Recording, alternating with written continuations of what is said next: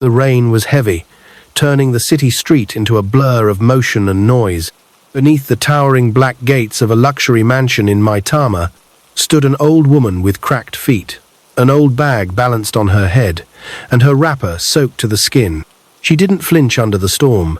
She stood firm, her eyes fixed on the massive gate, her heart pounding with quiet hope. It was Sandra. She had come all the way from her little village in Suka, alone, because something inside her could no longer bear the silence. The stories she heard, the faces that whispered, the TV screen that flashed her son's name, Jonathan Okoro, youngest billionaire CEO in Nigeria.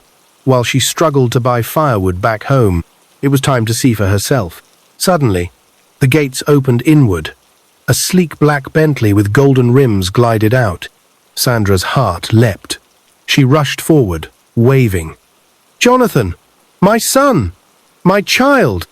Through the dark glass, she saw him, her son, her only child. Wearing a crisp blue agbada, his watch glinting, and seated beside him was a young woman in designer sunglasses and a red mini-dress Amara. Jonathan's eyes widened when he saw her. He slowed the car and rolled the window down. "Mama?" he muttered, confused. Sandra gave a weak smile. "Yes, it's me. I came to see you, my son. Please. It's raining. Let me enter." She reached for the car handle, but Amara leaned forward, her brows furrowed in disgust. "Babe, please don't. She's wet. Her clothes are dripping. She'll ruin the leather seats." Jonathan's lips trembled. "But that's my mother." Amara's tone sharpened. "You want me to miss my Dubai flight? It's in 30 minutes. We're already late. Tell the gateman to let her sit outside." Sandra stood there, watching the whispering. Her heart sank as she realized what was about to happen. Then Jonathan did the unthinkable. "I'm sorry, Mama," he said softly, not meeting her eyes. "Please wait. The gateman will attend to you. We'll talk when I return." And just like that, he drove off. The Bentley disappeared into the curtain of rain.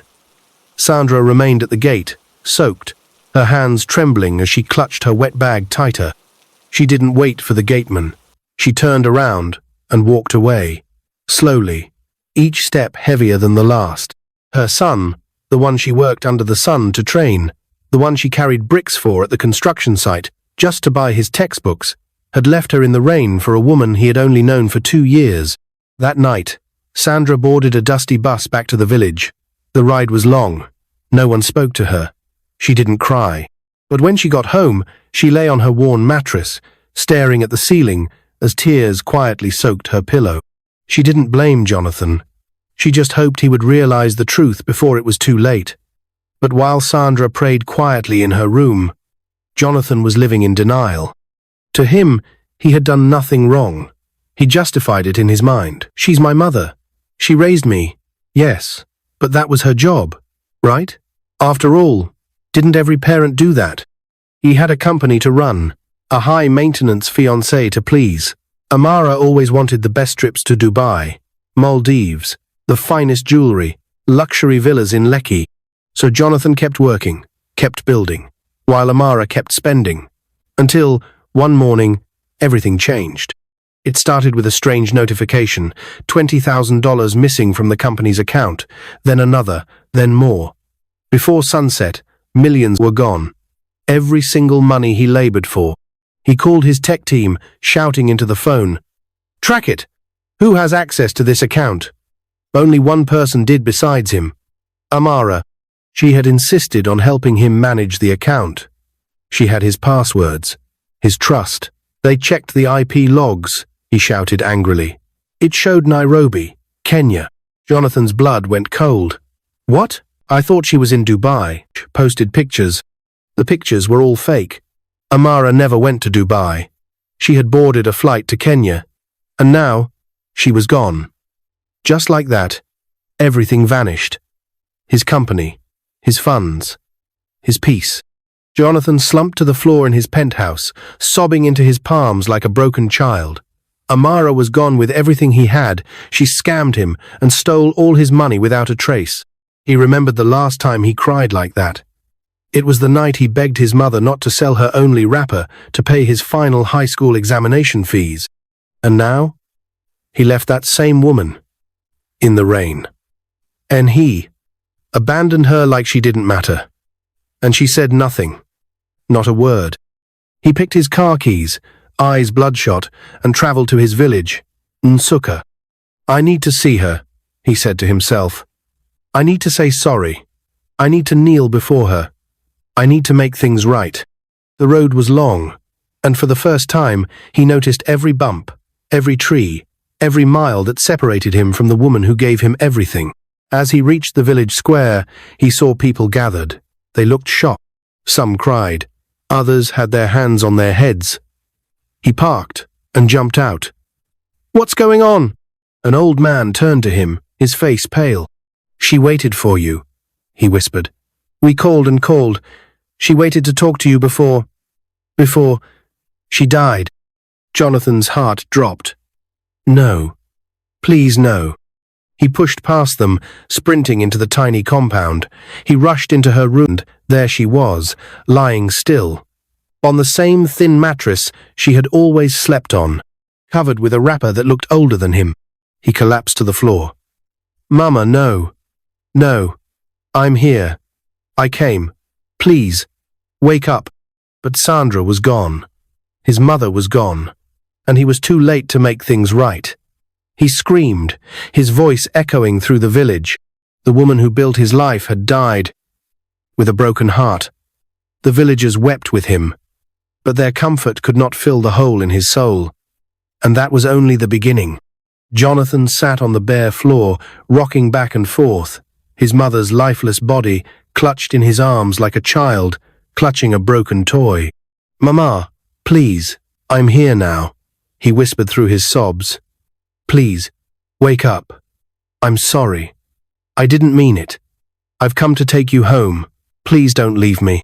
But Sandra's eyes would never open again.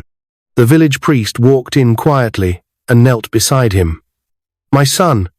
She waited. For days. She said, my son will come. He'll make everything right. She never blamed you. She only prayed. Jonathan closed his eyes tightly, hot tears pouring down his face. He remembered her hands, cracked and rough from years of carrying cement and concrete to pay his school fee, her back bent from lifting heavy loads. Her voice, always filled with strength, even when she had no food to eat. He remembered it all, but it's now too late. That evening, the elders gathered in the small compound, lighting lanterns. They arranged a simple wake for Sandra. Jonathan watched from the corner, sitting under a mango tree, his clothes stained with red dust. Women sang old songs, the ones they sang for people who gave too much and died too soon. At midnight, Jonathan walked to the gravesite they had dug beside the house. He dropped to his knees in the dirt and screamed into the night, I don't deserve your forgiveness, Mama, but I hope you give it to me. The next morning, Sandra was buried in the most humble way, wrapped in clean white linen, lowered gently into the earth by the same people she had once helped feed in the village. The village women wept, wiping their tears with the edges of their wrappers. Jonathan stayed behind. He didn't leave like a man who had somewhere to be. He stayed in the same small room where his mother slept. He sat on her mattress, barely able to breathe. The smell of soap and dust still lingered. For days, he didn't talk to anyone. Then came the 14th night. It rained again. Softly. Jonathan lay on his mother's thin bed, facing the wall. He closed his eyes. And that's when he heard her voice, clear and gentle. My son. He turned, nobody was there. But the room felt warm, familiar, safe. Then he saw her, in his dream. Sandra stood by the window, her wrapper neatly tied, her eyes full of peace. I saw your tears, she said. I felt them. You made a mistake, but you've learned. I forgive you. Mama, he said, trembling, I didn't mean to hurt you. I know, she replied softly, but now it's time to use your pain to heal others. That's the only way to get everything back. And one more thing, Amara will fall, but you must rise. He opened his mouth to speak again, but the vision faded. He woke up with his shirt soaked in sweat, his hands trembling. But in his heart, something had shifted. The next day, he called the local government and donated 10 million naira, his last personal saving, to build a maternity ward in Sandra's name. Then he called his lawyer. He returned to Abuja. But this time, he wasn't the same man. Jonathan changed his number, sold the Bentley, and quietly shut down his massive penthouse. The media tried to reach him, but he vanished from the spotlight. Instead, he started visiting orphanages, donating food, clothes, and supplies. He paid school fees for children he didn't know. He funded widows' businesses and sat with old women who reminded him of his mother. "Why are you doing all this?" one young boy asked him. Jonathan smiled gently and replied, "Because someone once gave up everything. For me." 3 weeks later, a breaking news alert popped up on his phone. Wanted. Amara Okonkwo, suspect in multi-million naira fraud, captured while attempting to flee Nigeria. Jonathan stared at the screen, frozen. It had happened, just as his mother said. He drove to the anti-corruption agency's office in Abuja the next morning, where an officer met him. "We recovered everything, Mr. Okoro. The funds, the assets, all of it is safe." She created a digital trail when she tried to buy a fake passport. "Her real name isn't even Amara. What is it?" Jonathan asked. The officer looked at the report. Anita Johnson, career con artist, wanted in Kenya, South Africa, and 2 states in the US. Jonathan shook his head, remembering how she once asked him to buy her a gold-plated phone just to match her energy. "I gave her everything," he whispered. The officer folded his arms. "Sometimes it takes losing everything to see what truly matters." Jonathan didn't say anything. He didn't need to. Later that evening, he sat at Sandra's grave. "I got it back, Mama," he said quietly. "Everything. Just like you said. But I still lost the one thing that mattered the most. You." He placed a bouquet of fresh roses at her headstone. "And I'll never forget it." That year, at a youth empowerment conference in Lagos, Jonathan was invited to speak. People expected him to talk about oil, about money, about becoming a CEO, but instead, he told them his story. From the beginning. From the woman who carried bricks for his school fees, to the woman he left in the rain. And when he finished, the entire room was silent. Then he held up a photo of a beautiful baby girl. "This is my daughter," he said with a smile. "Her name is Sandra. She's the reason I'll never forget where I came from. I hope my story becomes your warning." He paused. "And if you still have a mother alive, go and hug her. Don't wait until it rains." The conference hall emptied slowly that evening, but Jonathan remained seated on the stage. He clutched the photo of baby Sandra against his chest. Outside, the clouds darkened. Rain started falling again, just like the night he left his mother standing at his gate. The moment replayed in his mind, over and over, the soaked wrapper, the quiet pleading in her voice, the rejection in his eyes. He leaned forward, elbows on his knees, his head bowed. He whispered to himself, "If I could go back, I'd sit in the rain with her, rather than drive away." But time was cruel, and regret, it never lets go easily. After the conference, several news outlets picked up his story. Billionaire's emotional confession leaves youth in tears. Videos of his speech trended across social media. People hailed him for his humility. But none of it brought him peace. He didn't want applause. He wanted healing. So, Jonathan went back to where it all started, his old secondary school. He walked through the rusty gate and greeted the current principal. As he toured the empty classrooms, he saw faded blackboards, broken desks, and dusty windows. In one of the classrooms, he saw a student writing math problems on the wall with a piece of charcoal. That sight shook him, because he remembered using that same trick when his mother couldn't afford a notebook. He reached into his wallet, pulled out a card, and handed it to the principal. "Call my office. We're rebuilding the entire school. I want every child here to have books, uniforms, and hope." That week, the Sandra Okoro Foundation was launched. Its mission? To provide education, food, and medical support to widows and children of single mothers across Nigeria. It was a way to honor Sandra, but it was also a way for Jonathan to keep from drowning in the weight of his guilt. Still, at night, the memories came.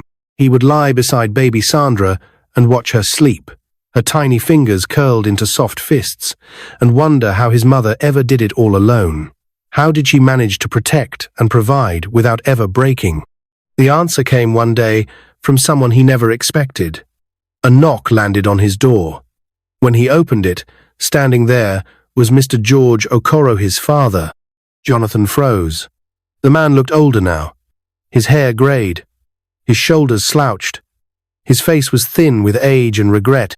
"Dad?" Jonathan said quietly. George nodded, eyes red. "I came. As soon as I saw your story.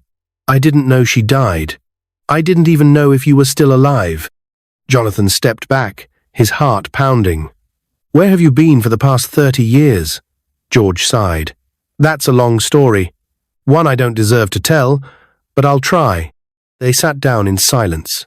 George told him how he was a banker in Lagos, how one day on his way home from work he was attacked by armed robbers, beaten and left unconscious. He lost his memory. By the time he recovered, months had passed. He didn't even remember his name. "I was in a village in Kogi State for years," he said. "An old woman took care of me.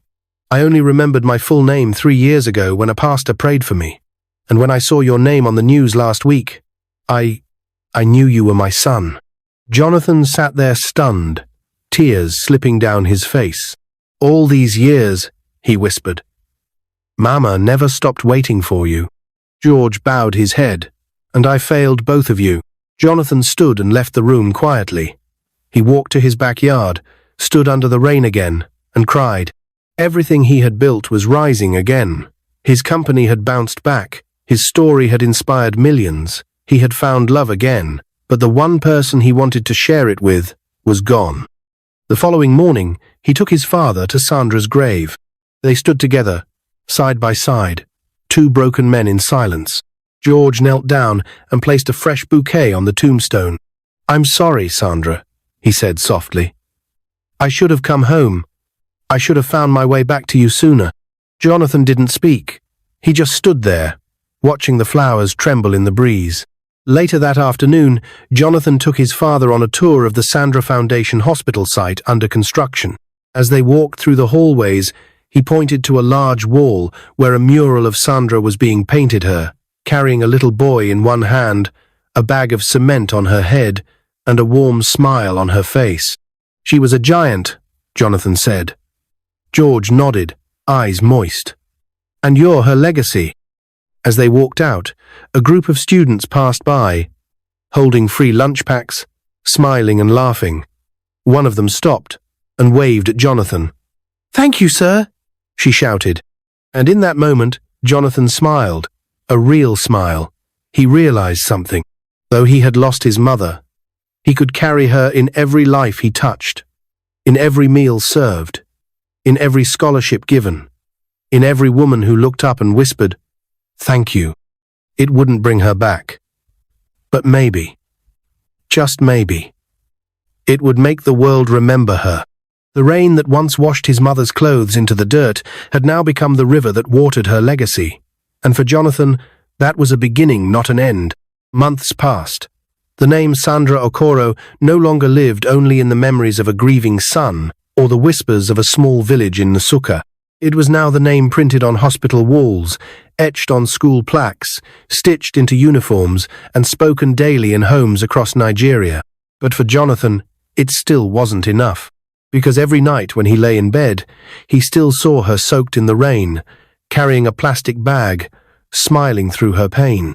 One night, as he watched baby Sandra sleeping peacefully in her crib, he made a promise.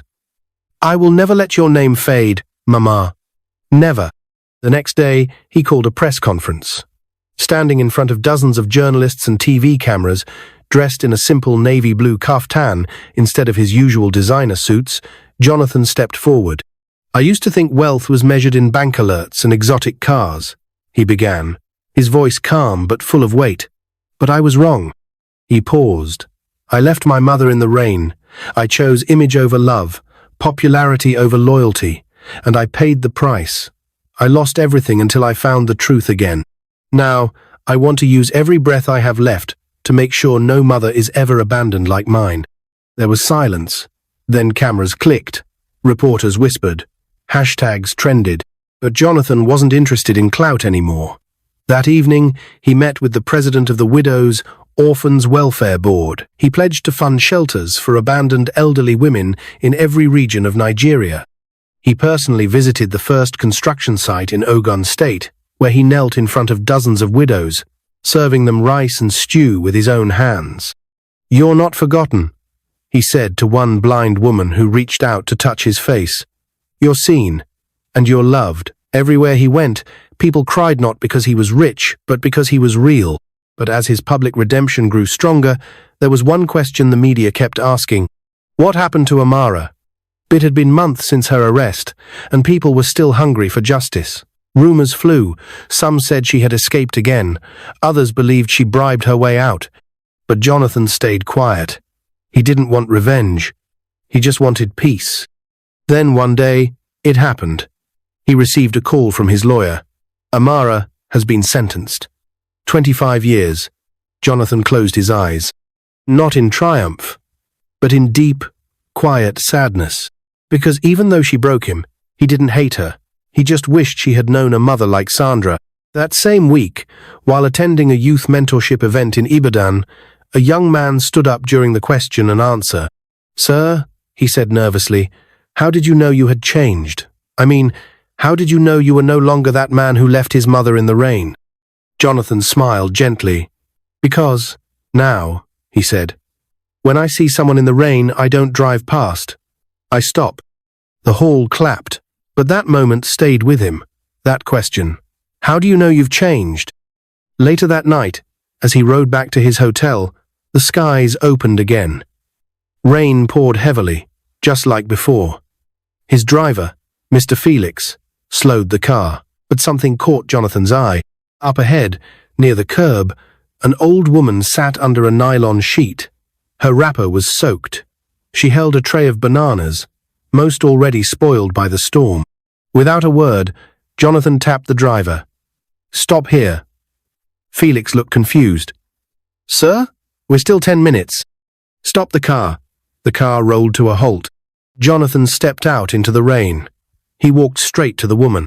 She looked up, frightened at first, but he knelt beside her. "Mama," he said softly, "let me help you." She looked at him, stunned. "Do you know me?" "No," he said, helping her up. "But I know someone just like you." He held her tray, guided her to the car, and opened the door. He didn't care that her clothes were wet. He didn't care that the seat might be stained.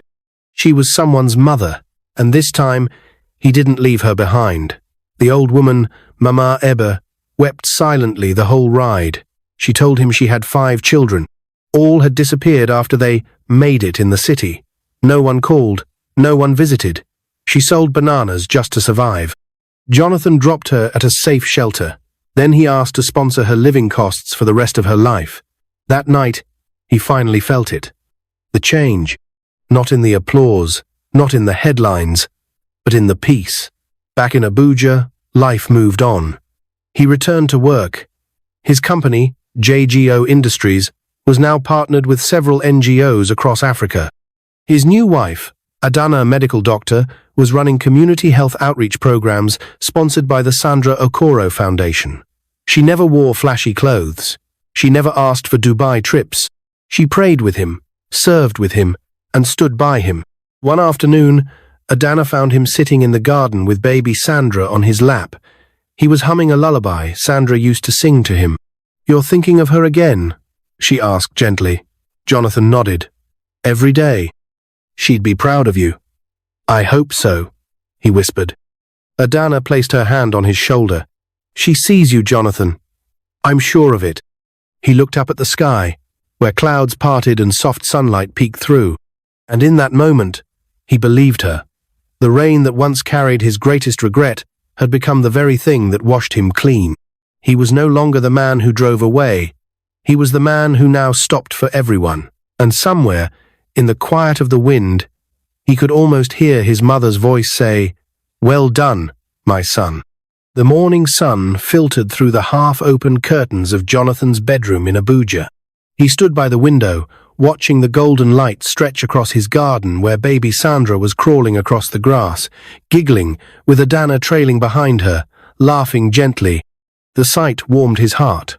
Yet beneath the peace, there was a quiet ache that never left him. It had been over a year since Sandra passed, yet her memory lingered in every corner of his life, in every act of kindness he gave, in every cry from a widow he helped, and in every heartbeat of the foundation that bore her name. But today was different. It was the anniversary of her passing, and Jonathan had something important to do. He had dreamt of her the night before again, but this time she wasn't standing in the rain. She was smiling, seated under the big mango tree in their old compound, the same tree he used to sit under while reading with her in his childhood. In the dream, she didn't say much. She only whispered, "Go back. There's something I left for you." He had woken up in a cold sweat. Now, as he packed a small bag and kissed Adana and baby Sandra goodbye, he promised them, "I won't be long." He drove alone, refusing the driver or security. For this journey, he needed silence, reflection, and truth. The road to Nasuka felt different now, not just physically, but emotionally. Every turn brought back fragments of his life. The small, dusty corner where Sandra used to buy mangoes for him after school, the market where she once sold firewood, the narrow alley where she fell once but stood up smiling, hiding the pain so he wouldn't worry. He arrived at the house just as the sun peaked. The small compound was quiet. Overgrown weeds clung to the fence. The paint on the walls had chipped. But the spirit of the place was untouched. He walked in, slowly. Inside, nothing had changed. The thin mattress still sat in the corner, her small kitchen-to-go pots neatly stacked, her old wooden spoon hanging beside them. He sat on the bed, closed his eyes. Tears rolled down quietly. And then, he remembered, "Go back. There's something I left for you." He stood, looked around the room carefully. His eyes landed on the old trunk under the bed. He reached for it. It creaked as he opened it. Inside was a carefully folded cloth, her Sunday wrapper, and beneath it, a sealed envelope. His name was written in Sandra's handwriting, "My Jonathan." With trembling hands, he opened it and began to read, "My son, if you are reading this, then I am no longer with you. And that's okay. It means you've come back. You've remembered. And for that alone, I am proud. Jonathan, I never wanted riches for myself. I only wanted them for you. I wanted you to stand tall among kings, to have the life I could never reach. But above all, I wanted you to be good. Not just successful, good. The day you left me in the rain, I didn't hate you. My heart broke, but not because you embarrassed me. My heart broke because I saw how far you had gone from the boy I raised. But I forgave you that same night. I wept, but I forgave you. Because that's what mothers do. They love you through your becoming. If you're reading this now, then I know you found your way back, and that is all the joy I ever wanted. I left nothing behind for you but this truth. You were always enough, even before the wealth, even before the fame. Use what you have now to lift others. And never let rain stop you from opening your heart. I love you always. Your mother, Sandra Okoro." Jonathan's hands shook as he finished reading. He pressed the letter to his chest and wept deep, long sobs that echoed through the room. Not from guilt this time, but from healing. She had known. She had always known. She wrote the letter without knowing if he'd ever return, yet believing he would. That faith, that love, was the richest inheritance he had. He stood up slowly, wiped his tears, and walked outside to the big mango tree. There, he dug a small space and buried the letter with the wrapper she had folded. A quiet ceremony between mother and son. As he stood to leave, he looked around one last time and made a decision. He would renovate the entire compound not for himself, but for the village women to come and stay when they were abandoned or alone. It would be called Mama Sandra's House of Rest. That night, as he drove back to Abuja, a soft rain began to fall. Not heavy, gentle, peaceful. And for the first time, He smiled when it touched his skin. Back in the city, things began to bloom. The Sandra Okoro Foundation expanded into 12 states. Mama Sandra's story was adapted into a school curriculum to teach students about the value of family, sacrifice, and humility. Jonathan continued his outreach programs. He met with world leaders. He donated to causes. But he never forgot where he came from. He always returned to the village every month. He always sat under the mango tree. And he always dropped flowers on his mother's grave. Adana supported him fully. She organized free medical outreaches across rural villages, often holding baby Sandra on her back while administering care. And baby Sandra? She grew. Smart, curious, gentle. Every time she heard her name, she would smile and ask, "Daddy, why did you name me after Grandma?" And he would reply softly, "Because she's the reason I'm who I am. Because even in silence, she gave me everything." When baby Sandra turned 5, they held a huge birthday party, not in a luxury hall but in the schoolyard of his old secondary school. Hundreds of children came, no branded cakes, no celebrities, just food, laughter, and stories. At the end of the day, Jonathan stood before the children and shared one last story. He told them of a boy who once had nothing, whose mother carried cement on her head just so he could go to school, who abandoned her in the rain and lost her forever. "But that boy," he said, "got a second chance. And you too will have many chances in life. Never waste them, and never forget who stood for you when no one else did." The children clapped. Some cried. Many ran to hug him. And in that moment, Jonathan felt something shift in the universe. He had finally become the son Sandra always dreamed of. Not the billionaire, but the man with a heart. 1 year later, a documentary titled "The Rain That Raised a Billionaire" was released. It featured Sandra's life, Jonathan's journey, and interviews from villagers, students, and even widows whose lives were touched by the foundation. It ended with a clip of Jonathan seated under the mango tree, looking up at the sky. The interviewer asked, "If you could say one last thing to your mother, what would it be?" Jonathan smiled softly, then whispered, "Thank you for standing in the rain for me. I promise, for the rest of my life, I will stand in the rain for others." And as the screen faded to black, so did the story. Not with sadness, but with purpose. A story that began with rain and rejection, ended with redemption, legacy, and love. What is your view about this story? Where are you watching from? If you enjoyed this story, comment, share, and subscribe to our channel for more interesting stories.